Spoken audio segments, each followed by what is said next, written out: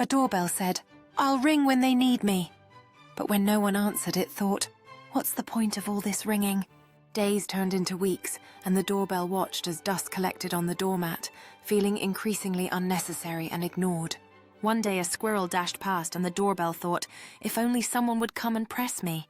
The mail carrier shook his head, wondering why no one answered. Determined to fulfill its purpose, the doorbell decided to ring louder than ever, hoping someone would finally notice.